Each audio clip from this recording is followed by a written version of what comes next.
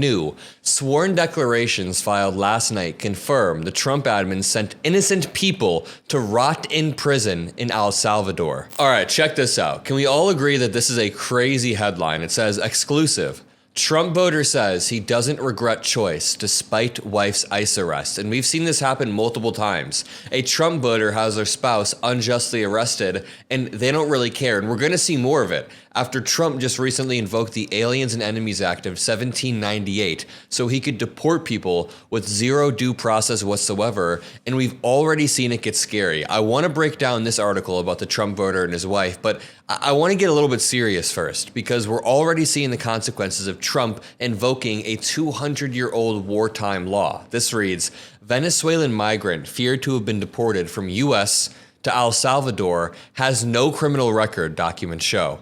He has no criminal record, and his family is coming out and saying this dude was sent to El Salvador. He has no criminal record. He was going through all of the proper processes. It's entirely unfair and authoritarian. The families of some of the men deported by the Trump admin to an El Salvador prison on Saturday say not all of them are gang members. The wife of a barber from Venezuela fears he was on one of the deportation flights. Documents show he has no criminal record. They basically just threw him onto a plane and sent him back to his country when he was going through the process. And here's the thing to all of the conservatives watching. I know that I get comments from Trump supporters all the time. If this dude had committed crimes, anybody that has committed crimes and is actually a part of a gang and is found with assault rifles or whatever, and they're here illegally, sure, send them back to their country. I am the first to say that if somebody is genuinely just bringing crime here and not contributing to the country, send them back. But that's going to be the minority of immigrants, a very small percentage. And Trump seems to think the opposite. He seems to think he can just throw people in the back of planes and send them back with zero due process. That is our contention. I am so sick of Republicans misconstruing what we're saying here. I'm not saying that we want criminals to stay here. I'm saying if you're going to deport them, have due process. And you know, this goes back to a clip that I got the other day while I was on Newsmax, where I'm telling Trump's former deputy press secretary, Hogan Gidley, dude, we're just saying we want due process. Let me play this clip. Right before this, they misconstrued a clip of Jasmine Crockett and said that she wants more crime or whatever. With all due respect, what you were saying about Jasmine Crockett, that is not at all what she was saying in the clip. The idea that she wants to bring more undocumented criminals into the United States, she was simply saying, if you watch the broader clip and not just a 10-second portion of it, that we should go through the proper processes. These people should have due process when we're deporting them. That was simply the argument that she was making. The idea that we have to revive centuries-old wartime laws when we have the processes in place. So I don't like that you're taking Jasmine Crockett's words and trying to make it seem like she's for more violent criminals. Do you genuinely think Democrats like me want more violent criminals in the country? You think that I genuinely want that? I don't. She's fighting against deporting them. The obvious inverse of that would be bringing them into this country. So obviously she's fighting against deporting them without due process. She says go through the proper channels. Okay, so that was funny. He obviously was a little bit rattled right there, but it just goes back to what we were saying. And this debate happened before I knew that a Venezuelan migrant was deported and he had no criminal record. I mean, this says new. Sworn declarations filed last night confirm the Trump admin sent innocent people to rot in prison in El Salvador, including a professional soccer player jailed and tortured by the Maduro regime who entered this country legally to seek asylum and who has no criminal record in either country. And you know, I'll break this down in 1 second, but can I just say, Trump is doing a lot of performative deportations for somebody who has deported fewer people last month than Biden did a year ago. But border crossings have plummeted. So read this. About 11,000 migrants were deported last month, which is February of 2025, compared with 12,000 a year ago, February of 2024. Trump has deported less people than President Biden did a year ago in the same time frame. Now, what Trump has actually accomplished is he's lowered the amount of border crossings in the first place because he's nuked the Customs and Border Patrol app, and he uses all of this bombastic, terrible, authoritarian rhetoric that actually acts as a deterrent. As much as I dislike Trump and his ways and his policies, when he uses this rhetoric, it's just a fact that it deters people from coming across the border. But let's go back to these documents that were posted on Twitter that show the declaration of Lynette Tobin. I, Lynette Tobin, do hereby declare the following under penalty of perjury, and we will just quickly run through this. I am the immigration attorney for Barrios, who is the guy who was deported. In February and March of 2024, Barrios marched in 2 demonstrations in Venezuela protesting the authoritarian rule of Maduro. At the second demonstration, he was detained and taken to a clandestine building where he was tortured along with other demonstrators. Shortly after his release, he fled Venezuela for the U.S. He registered with CBP-1, the Customs and Border Protections app, in Mexico, then presented himself to a CBP official on the day of his appointment. He was taken into custody and detained at Otay Mesa detention facility in September of 2021. He's going through the processes. He's going through the channels. He got the app. We applied for asylum, withholding of removal, and CAT protection in December of 2024. His final individual hearing is set for April 17th of 2025 before Judge Robinson at the Otay Mesa Immigration Court. The dude is like 2 weeks, 3 weeks away from having his final hearing.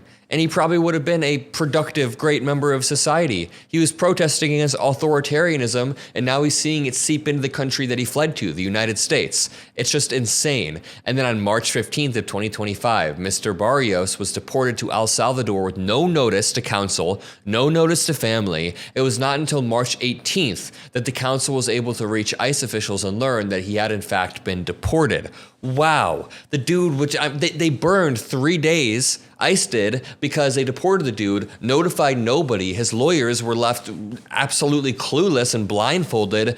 Terrible. Mr. Barrios was/is a professional soccer player in Venezuela. He has never been arrested. He has never been charged of a crime. He has steady employment record as a soccer player as well as a soccer coach for children and the youth. He was placed in maximum security at Otay Mesa and accused of being a Tren de Aragua gang member. The accusation is based on 2 things. First, he has a tattoo on his arm of a crown sitting atop a soccer ball with a rosary and the word Dios.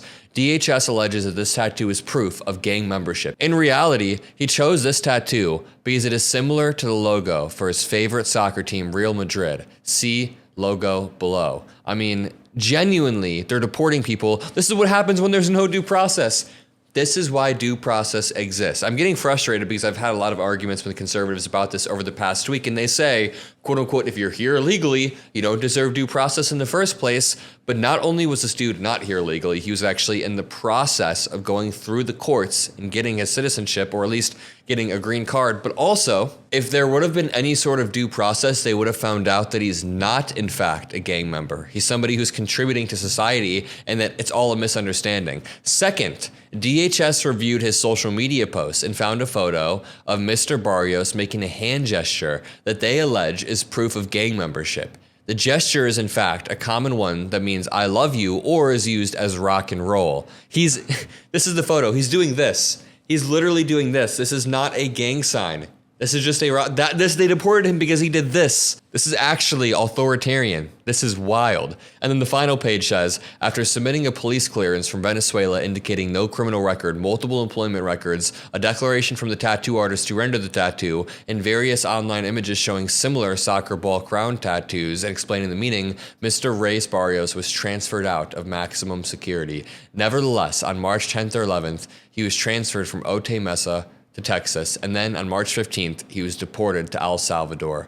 I mean, I don't know if this dude's going to be able to come back. It is incredibly depressing, and that's Trump's America. No due process whatsoever. And you know, that was supposed to be sort of a more serious story before this one, but now this story doesn't seem funny anymore. Exclusive. Trump voter says he doesn't regret choice despite wife's ICE arrest. A man who voted for President Donald Trump says he does not regret his choice or decision, even after a federal immigration authority randomly arrested his wife as the couple returned from their honeymoon. Bradley Bartel's wife, Camila Munez, a Peruvian citizen who overstayed her initial visa but was working toward obtaining permanent residency in the United States. Despite the couple's ordeal, Bartel still supports Trump, who has vowed to conduct the largest mass deportation operation in U.S. history. We haven't really seen that borne out in the numbers. Quote, I don't regret the votes. After his wife was detained. I mean, dude, here's the thing. I have said this so many times, but if somebody has been here illegally for 4 years, and in that 4 years, they've been arrested 3 times, and then they go and they beat the shit out of like a random person on the street, yeah, sure,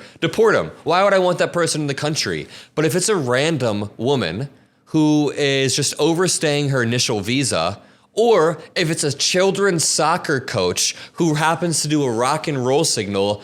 Hot take, I don't think they deserve to get deported or arrested or treated like secondary citizens. This says millions of Americans voted for Trump in support of his promise to carry out large-scale deportations, and he's promised to target the worst first. But it seems like he's starting to kind of blend the lines between who the worst is and just starting to say that anybody who's here legally equals the worst. And in 2019, Munoz arrived in Wisconsin Dells on a work-study visa, which expired around the time COVID-19 began.